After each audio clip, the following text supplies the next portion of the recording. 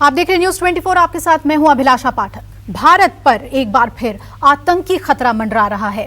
रावलपिंडी में आतंकी संगठन जैश-ए-मोहम्मद और पाकिस्तानी खुफिया एजेंसी आईएसआई के बीच एक खुफिया बैठक हुई है, जिसमें भारत पर आतंकी हमला करने को लेकर प्लानिंग की गई है। इस बैठक की जानकारी मिलने के बाद से भारतीय खुफिया एजेंसियां हाई अलर्ट पर हैं और सूत्रों के मुताबिक 20 अगस्त को जैश के आतंकी और मसूद अजहर का भाई आमिर मौलाना अब्दुल रऊफ असगर ने रावलपिंडी में आईएसआई के 2 शीर्ष अधिकारियों से मुलाकात की थी। इस बैठक में असगर का भाई मौलाना अम्मार भी मौजूद था। उसने बालाकोट के तालीम उल कुरान मदरसे पर हमले का भारत से बदला लेने की धमकी भी दी थी। रावलपिंडी में अब्दुल रऊफ और आईएसआई के बीच बैठक का खाका इस्लामाबाद के जैश मरकज ने तैयार किया था। इस दौरान जैश के ऑपरेशन कमांडर मुफ्ती असगर खान कश्मीरी और कारी जरार ने भारत पर हमले तेज करने के लिए अपनी योजना को लेकर भी चर्चा की। और खुफिया सूत्रों के मुताबिक ये बैठक इसलिए खास है क्योंकि पुलवामा हमले के 1 महीने पहले भी पाकिस्तान में ठीक ऐसी ही बैठक हुई थी।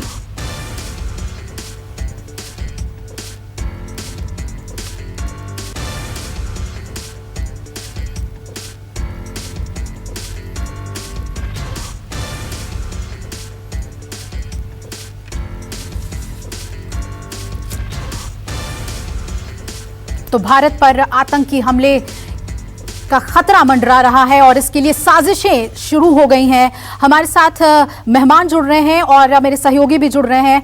Ashwini Siwach retired major general हमारे साथ हैं, एजीबी जैनी हमारे साथ हैं, आसिफ सुहाफ श्रीनगर से हमारे साथ जुड़ रहे हैं इस खबर पे अपडेट के साथ, और रमन कुमार मेरे सहयोगी यहाँ दिल्ली से जुड़ रहे हैं। पहले रमन, आपके पास हम आना चाहेंगे कि लगातार जो साजिशें चल रही हैं सीमा पार से, हमारी तैयारी पूरी है, लेकिन ये बेहद जरूरी है कि किस तरह की साजिशें रची जा रही हैं उस पर एक पूरा ट्रैक, एक पूरी नजर हमारी हो। क्या कुछ अपडेट्स इस पूरे मामले में सामने आ रही है आतंकी हमले के खतरे को लेकर? देखिए, खुफिया एजेंसीज हाई अलर्ट पर है और आपने कहा कि पुलवामा में जो हमला हुआ था उससे ठीक 1 महीने पहले आईएसआई और आतंकी संगठन की मुलाकात हुई थी, बैठक हुई थी, रणनीति बनी थी किस तरीके से घटना को अंजाम देना है। ऐसे में खुफिया एजेंसीज के पास जो जानकारी है कि आईएसआई पाकिस्तानी खुफिया एजेंसी और आतंकी संगठन फिर एक बार बड़ी घटना को अंजाम देने की फिराक में हैं। लेकिन आपको ये पता है कि जम्मू कश्मीर में जिस तरीके से आतंकियों का खात्मा किया जा रहा है और ऐसी सूरत के बाद पाकिस्तान के आतंकी संगठन का बौखलाना या पाकिस्तान की खुफिया एजेंसीज का बौखलाना, क्योंकि लगातार वो प्रश्रय दे रही है, लगातार उन्हें धन मुहैया कराया जा रहा है, हथियार मुहैया कराया जा रहा है, इसके बाद एक बड़ी घटना को अंजाम देकर वो ये दिखाने की कोशिश कर रहा है कि आतंकी संगठन अभी भी मजबूत हैं, ताकतवर हैं। जी बिल्कुल। और ब्रेकिंग इस वक्त आ रही है, पिछले साल फरवरी में हुए पुलवामा आतंकी हमले को लेकर एक बड़ी खबर है कि सूत्रों के मुताबिक एनआईए आज अदालत में अपनी चार्जशीट दायर करेगी। एनआईए ने अपनी चार्जशीट में हमले को लेकर कई बड़े खुलासे किए हैं और सूत्रों के हवाले से ये खबर है कि पाकिस्तान की खुफिया एजेंसी आईएसआई की मदद से पाकिस्तान के बहावलपुर में ही पुलवामा में फिदायिन हमले की साजिश रची गई थी। एनआईए इस मामले में अपनी जांच के बाद 13 आरोपियों के खिलाफ चार्जशीट दायर करने जा रही है, जिसमें जैश सरगना मौलाना मसूद अजहर का नाम शामिल है और मसूद के 2 भाई रऊफ असगर और मौलाना अम्मार अलवी का नाम भी इस चार्जशीट में दाखिल है। चार्जशीट के मुताबिक इन सभी ने मिलकर पाकिस्तान के बहावलपुर में पुलवामा आतंकी हमले की साजिश रची थी। सीआरपीएफ पर हमला हुआ था और अब एनआईए चार्जशीट दाखिल कर रही है। आसिफ सुहाफ भी हमारे साथ जुड़ गए हैं, हमारे सहयोगी। आसिफ, पुलवामा के जो हमले के जो तार हैं वो पूरी तरीके से एनआईए के हाथ में है। दूसरी तरफ अभी भी पाकिस्तान बाज नहीं आ रहा है और साजिशें रच रहा है। क्या कुछ जानकारी वहां श्रीनगर में? देखिए, सबसे पहले जो चार्जशीट के बारे में आपने पूछा, इसमें जो सबसे आगे जानकारी मिली है करीब 5000 पेज की चार्जशीट एनआईए ने तैयार की है और उसे आज जम्मू के एनआईए कोर्ट ने यहाँ पर पेश किया जाएगा। इसमें हालांकि जो यहाँ इस हमले को अंजाम देने वाले सभी मुख्य मिलिटेंट थे वो उन्हीं दिनों विभिन्न मुठभेड़ों में मारे गए थे। उसमें पाकिस्तान के कोई मिलिटेंट शामिल थे और स्थानीय मिलिटेंट जिन्होंने आदिल डार को मदद की थी, वो गाड़ी हमलावर जो इसमें था फिदाई हमलावर, इसको वहां पहुंचने में जिनने भी मदद की थी, जिसकी गाड़ी थी, वो सब जो है या तो पकड़े गए हैं या वहां मार दिए गए हैं। लेकिन खास बात इस चार्जशीट में ये रहेगी कि जो मसूद अजहर के बाद अब्दुल असगर जो अभी जैश ए मोहम्मद की कमान संभाले हुए हैं, उन सबका नाम भी इसमें शामिल होगा और तस्वीर के साथ जो सबूत है उनके साथ चार्जशीट को पेश किया जाएगा। दूसरी बात जो लगातार यहाँ पर जैश ए मोहम्मद की तरफ से अभी भी कोशिशें जारी है कश्मीर घाटी में किसी बड़े हमले को अंजाम देने की। पिछले दिनों भी मैंने यहाँ पर जो आर्मी कमांडर थे, जनरल है, उनसे बात की थी। उनके अनुसार कश्मीर घाटी में केवल जो उत्तरी कश्मीर है वहाँ पर 40 के करीब पाकिस्तानी मिलिटेंट मौजूद है। दक्षिण कश्मीर में भी इसी तादाद में पाकिस्तानी मिलिटेंट अभी भी मौजूद है। लेकिन इसके बावजूद जैश ए मोहम्मद ने एक खास स्क्वाड तैयार किया है बड़े हमले को अंजाम देने के लिए और उसकी मदद के लिए लगातार कोशिश की जा रही है। जो खुफिया एजेंसी ने रिपोर्ट दी है कि पाकिस्तान से कुछ मिलिटेंट को कश्मीर घाटी में भेजा जाए इस हमले को पूरी तरह से यहाँ पर करने के लिए। और बिल्कुल, यानी कि बहुत ही पुख्ता जानकारी है कि एक बार फिर से साजिशें चल रही हैं आतंकी हमला करने की। आसिफ, आप हमारे साथ जुड़े रहिएगा। हमारे साथ अश्विनी सिवाच और एजीबी जैनी हैं, उनका रुख कर लेते हैं।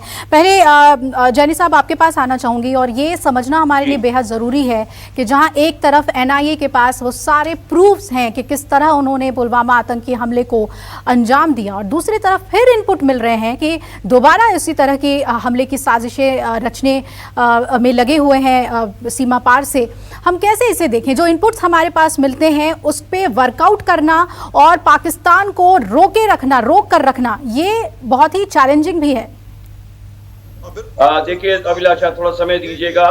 देखिए, इसमें कोई दो राय नहीं है, इसमें कोई शक नहीं है कि जो पाकिस्तान में आतंकी ऑर्गेनाइजेशन हैं, लश्कर-ए-तैयबा, हिजबुल मुजाहिदीन और दर्जनों और हैं, वो उनके आका जो हमारे कश्मीर में है, जैसे हुरियात वाले थे और सपोर्टर थे, और आईएसआई, इनकी आपस में सांठगांठ आज से नहीं है, मुद्दत से चली आ रही है और चलती रहेगी। दूसरी बात, आर्टिकल 370 के बाद में और जिस तरीके से आप लोगों ने देखा कि हर दूसरे तीसरे दिन आतंकी मारे जाते हैं, उससे इनका प्रभाव कम हो रहा है। इनको लगातार इनके ऊपर दबाव पड़ रहा है और ये बौखलाए हुए हैं। तीसरी बात, देखिए, ये आतंक का जो माहौल है, इसी पर पाकिस्तान का वजूद है। पाकिस्तान अगर आतंक नहीं करेगा तो इंडिया के खिलाफ हेट इंडिया कैंपेन वो कैसे चलाएगा? ब्लीड इंडिया बाय 1000 कट्स कैसे चलाएगा? तो ये तो माहौल चलता रहेगा। फिर चौथी बात कि देखिए, पुलवामा तक जो माहौल था वो दूसरा था। उस तरफ से आतंकी आते थे, इधर माहौल करते थे, इधर वारदात करते थे, मारे जाते थे। कोई भी आतंकी जो है 2 साल, 4 साल, 5 साल, 7 साल हमने आधी जिंदगी आतंक लड़ते हुए बिताई है। कोई भी आतंकी 6-7 साल से ज्यादा नहीं जी पाते। लेकिन एक परसेप्शनल डिफरेंस हो गया था, एक पैराडाइम शिफ्ट हो गया था, जबकि के होम ग्रोन टेररिस्ट बनने लगे थे। कश्मीर के खुद के बच्चे होम ग्रोन टेररिस्ट, पुलवामा वाला अटैक कश्मीर के बच्चे ने किया था। अब 370 के बाद में, ये हुरियात को टूटने के बाद में, सपोर्टर्स को टूटने के बाद में, ये बहुत प्रेशर में आए हुए हैं।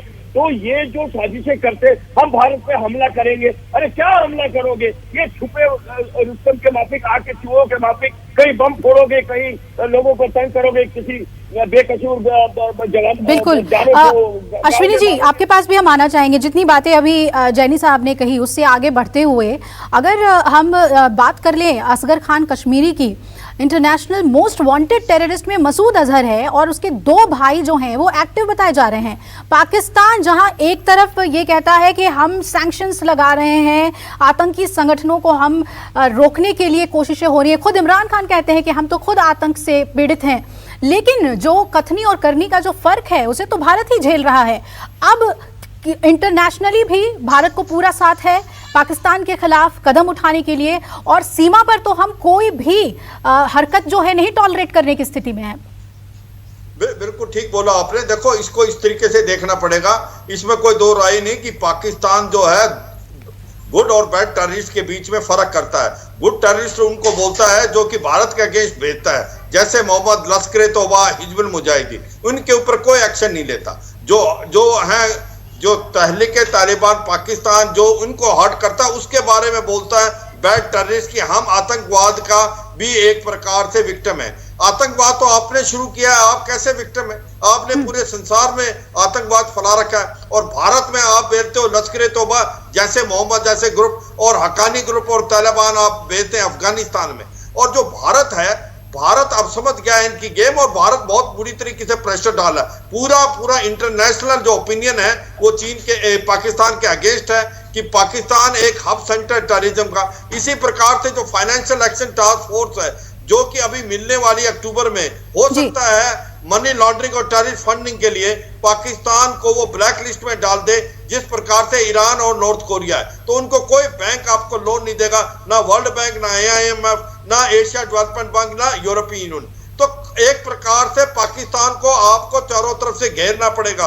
पाकिस्तान जो है कहने और करने में फर्क बिल्कुल, जैसा कि आपने कहा कि IATF में ग्रे लिस्ट में है पाकिस्तान और ब्लैक लिस्ट के डर से नाटक तो पाकिस्तान की ओर से होता है कि हम कोशिश कर रहे हैं टेररिज्म को रोकने के लिए, लेकिन हालात क्या है वो सामने, क्योंकि हमारे पास बहुत ही पुख्ता इनपुट है कि सीमा पार से आतंकी घटना को अंजाम देने के लिए साजिशें चल रही हैं। आप सभी का बहुत बहुत शुक्रिया हमारे साथ जुड़ने के लिए। हमारे सहयोगी सुहाफ, आपका भी शुक्रिया। रमन, आपका भी शुक्रिया जानकारी देने के लिए।